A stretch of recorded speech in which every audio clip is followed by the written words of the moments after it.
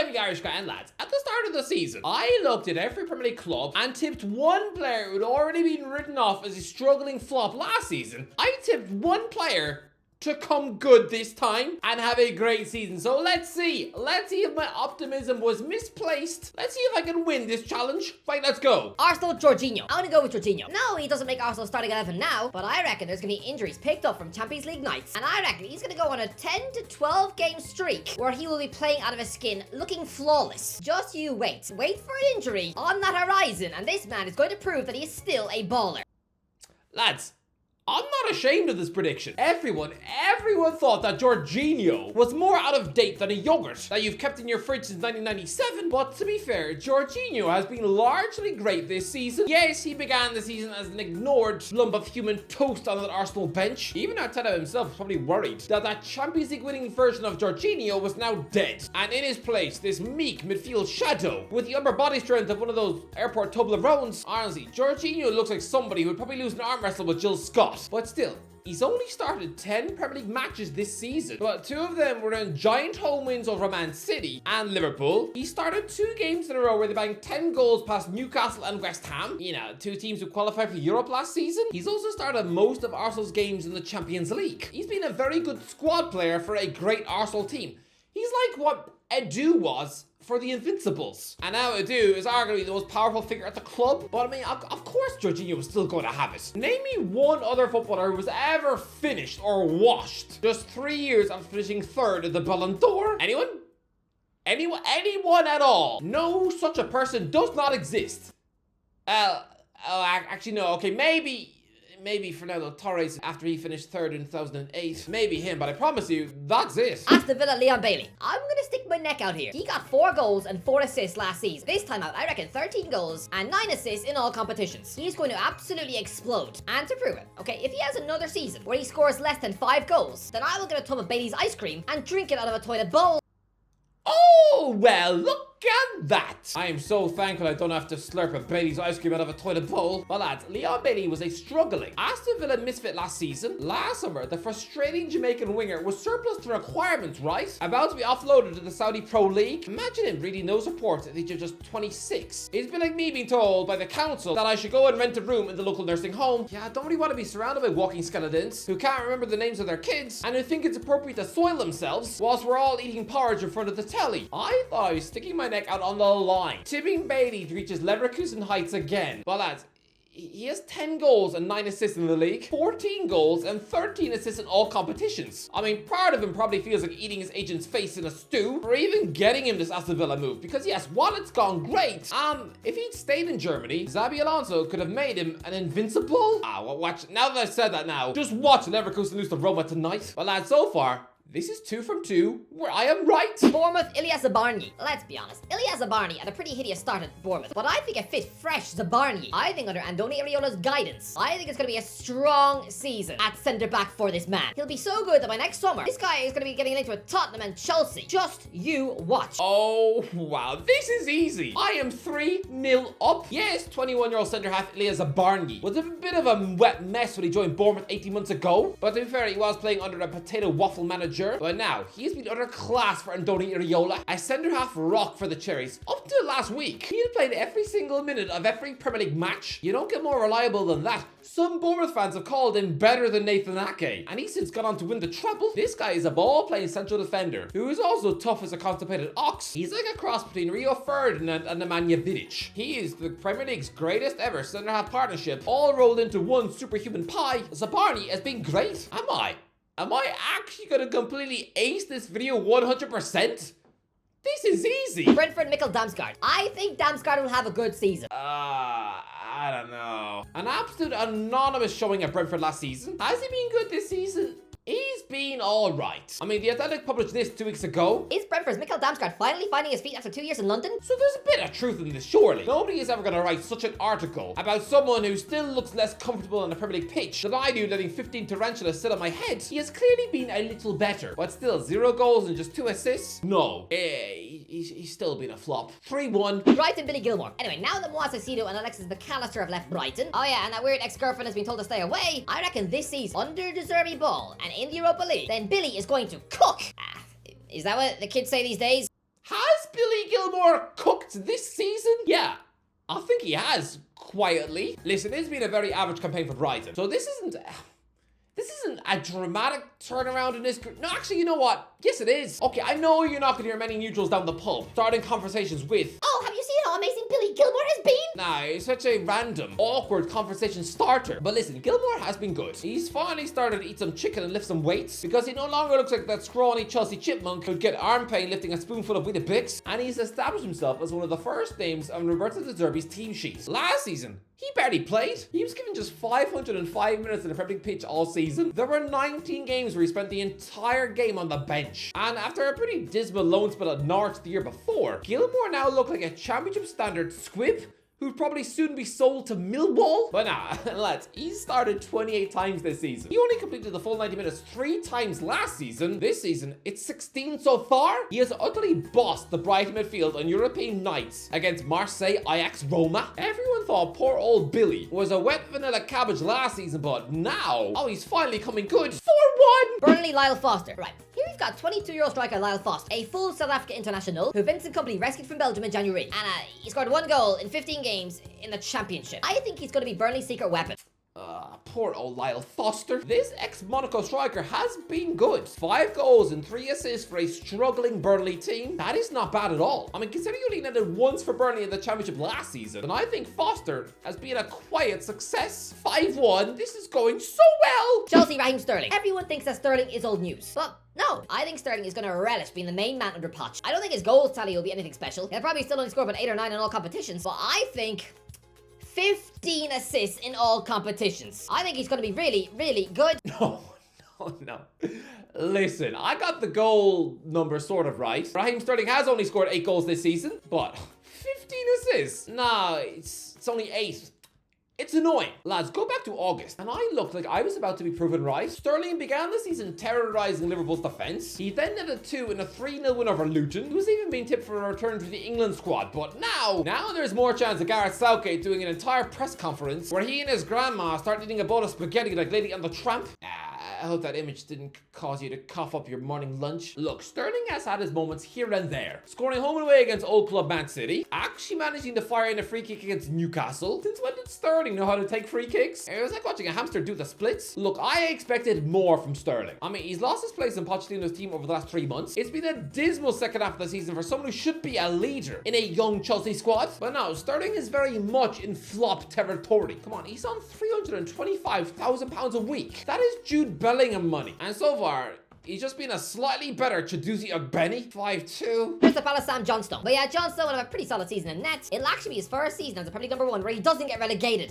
You know what? I'm going to back myself here. I think I was right. Lads, when Manchester United goalkeeper Dean Henderson rocked up at Crystal Palace for £15 million last summer, somebody who during lockdown was linked with a £50 million move to Chelsea, oh, everyone assumed he would walk straight into Palace's starting 11, right? Sam Johnstone might as well have formed an online therapy class with Aaron Ramsdale on Skype, where they take it in turns to hold the feelings teddy bear and express what it's like to be forgotten on the bench in a Euro 2024 year. But to be fair, Johnstone won the battle of the former Man United goalies. He played the first 16 games, then sat out 4 with a calf injury, then sat on the bench 4 times. He'd lost his chance, right? No. He then came back into the 11. So he had even allowed Henderson to seize his chance in January and then still came back to rip the shirt off his back, only for Johnstone to then get injured again in March. But when they were both fit, Johnstone has proved he's Palace's #1. I was right, 6-2. Everton Dele Alli. Go on then. Why not? Ali hasn't just given up on the sport, which everybody assumed. He's only 27, so why not? When he's back from injury, why can't he play his way into this Everton midfield? If he is a regular in the Everton starting 11 after Christmas, to me, that's success.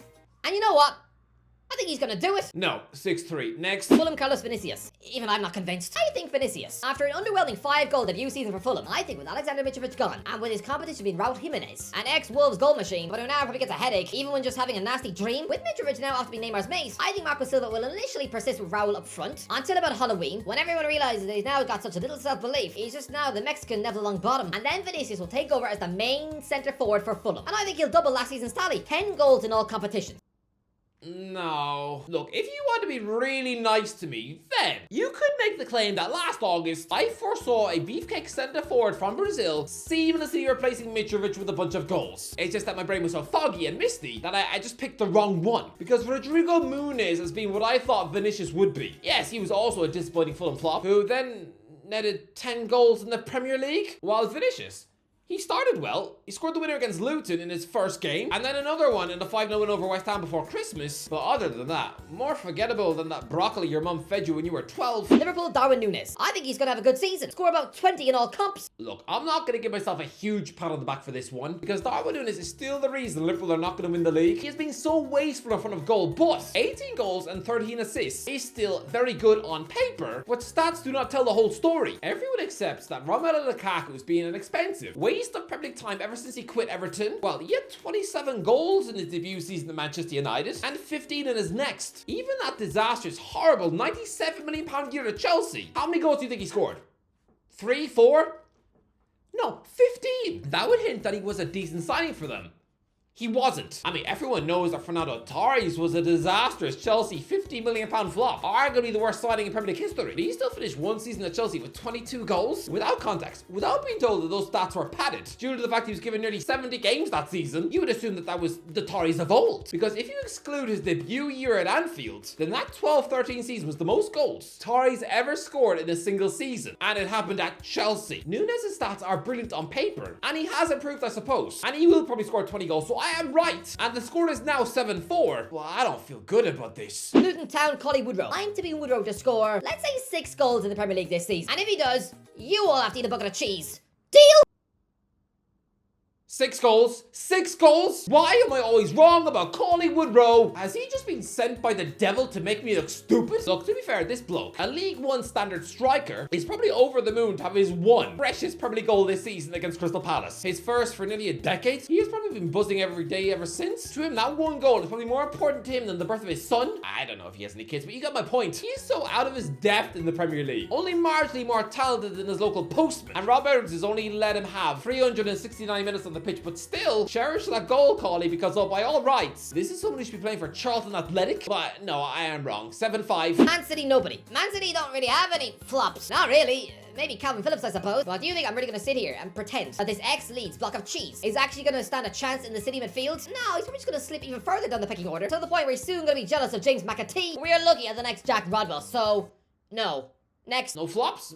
Bit of a cop-out, but next. Man United, Jadon Sancho. I have always believed in Jadon Sancho. But I think he will come good. He'll break into the starting 11 around November. Sancho will seize his chance, score 9 goals before the season is out, chipping in with 10 assists. I reckon he'll be electric on the wing, get back in the England squad, and save his career. 9 goals and 10 assists, forcing his way back into the England squad. What? I have cursed Jadon Sancho. I have officially cursed his career. This is someone who I said when he first joined Man United that he would be one of the greatest signings of the 21st century and would eventually help them win the league. No, instead he's been given the Ronaldo treatment and has now been frozen out of the picture and banished to the naughty step by Erik ten Hag, just dumped back to Dortmund on loan. To be fair, the joke is on Erik, because can you imagine for a second Jadon Sancho finishing this season lifting the Champions League trophy just 14 miles from where he was born? Lads, I still heavily rate Sancho, and I think Chelsea should move the earth to sign him this summer. I don't think I will ever give up on Jadon, but no. His Manchester United season was 0 goals, 0 assists, and 0 starts. Just 3 substitute appearances in August, and then suspended for sending a mean tweet. Newcastle, Anthony Gordon. Again, Newcastle don't have too many flops taking up spots in this squad, so let's just say Anthony Gordon, who I guess was a little underwhelming after joining for £40 million from Everton in January. But I reckon this is a season where we will actually add end product to his game. He'll score 10 goals in the Premier League this season. Yes, thank you, Anthony Gordon, running down the wing, Gordon. Sorry, I'll never sing again. Well, lads, it's now 8-6. Breathing space. Lads, I said Gordon would score 10 Premier League goals this season. Oh, guess what? He's got 10 Premier League goals and 9 assists. And strangely, 11 yellow cards in all competitions. Clearly, the referees still just think he's some Larry Scouse rat. Have they not watched Gary Neville's overlap? To be fair, Gary has not stopped banging on about how Gordon was far more intelligent than he thought he was. Oh, that's not patronising at all. We get it, Gary, okay? You think all Liverpudlians cannot read and steal food from McDonald's. We get it, okay? But no, Gordon has been incredible. It's meant to think a year ago he's been written off as a Newcastle flop. The media have had it in for him ever since. They laughed about Chelsea bidding £45 million for him back when he had the end product of a squashed frog. Funnily enough, He'd actually been Chelsea's best signing of the Bull era. Nottingham Forest Emmanuel Dennis. Considering Cooper has trimmed down his squad this season, I think Dennis will get more chances. And yeah, maybe score about 7 or 8. No. Emmanuel Dennis left the club 2 weeks after I made this video. 8-7. Oh, I'm scared now. Am I actually gonna lose this video? Sheffield United, Raheem Brewster. He has to come good eventually. Come on, Raheem, just score 4. 4 goals this season. That is your target. So I'm not expecting much out of Brewster, but just score 4. 4 goals. That is all I wanted from Raheem Brewster. Somebody who I once tipped to be a £100 million striker. This has got to be beyond a joke now. This former Liverpool teenage hotshot is now 24, and it's been a complete waste of time at Bramall Lane. It's actually getting to be sad now. This is an under-17 World Cup winning striker who is a Champions League medal at home, and yet he's only halfway to 50, and is still waiting for his first Premier League goal. I don't get it. But he only did one memorable thing all season. He was sent off against West Ham 10 minutes after coming on as a sub. That's all he's done. He has not been good enough to start for one of the worst teams in Premier League history. I'm so confused. How has his career turned out this badly? But no, it's now 8-8. 8-8. I'm gonna lose this video, aren't I? Tottenham Richarlison. Of all of these flops in this list, Richarlison is going to have the biggest turnaround. He scored 1 Premier League goal last season, and with Harry Kane gone, and with him assuming the responsibility as being the main centre forward for Spurs, I reckon he'll have the best season of his career. I'm gonna say it. 16 Premier League goals, and 21 in all competitions. Put him into your fantasy league team now. 16 goals and 21 in all competitions? Nope, not even close. But Richarlison has still had a good season. Come on, he scored 1 Premier League goal for Spurs last season. This time out, it's 10. He helped Tottenham go the first 10 games of the season unbeaten, almost playing the role of a Bobby Firmino, and then from October until January, he was a beast, firing home 9 goals in 8 games. I'm gonna say it, that huge monster purple patch was arguably Richarlison's best run of form throughout his entire career. No, he hasn't scored since, but I'm sorry, for that unplayable purple patch alone, he's had a good season. 9-8. West Ham Maxwell Cornet. Oh, go on then. He's a 26-year-old Ivorian winger who does have an eye for goal. This is his last chance. Yeah, he'll score about 6 goals in all competitions.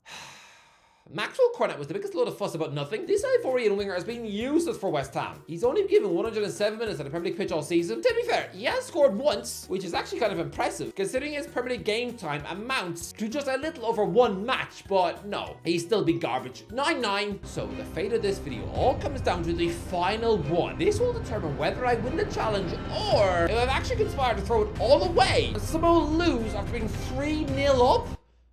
Let's see. I'm almost too scared to look at what I said for Wolves. Wolves, Pablo Sarabia. Pablo Sarabia has been a Wolves flop, but I think under Gary O'Neill, he won't be outstanding or anything, but he will show glimpses of that player who scored 22 goals in a single season for Sevilla before PSG came calling. I mean, even at a 20-goal season 2 years ago at Sporting Lisbon, there are goals in this man. I reckon he'll score 9. Pablo Sarabia has been good. No, he hasn't scored 10, but lads, from September until November, he looked like a bench-warming substitute. I was on my way to failing this video. He was having a Maxwell Cornet season, but his entire season changed when he came on as a substitute against Spurs in the 87th minute, and then scored a wonder goal and produced an assist in injury time, both in injury time, to turn a defeat into a last gasp win. And he's been in the side ever since, playing every single game for Wolves. He's got 4 goals and 10 assists in all competitions. That match against Spurs changed everything for Sarabia. So that makes the score 10-9. So to me, I have won.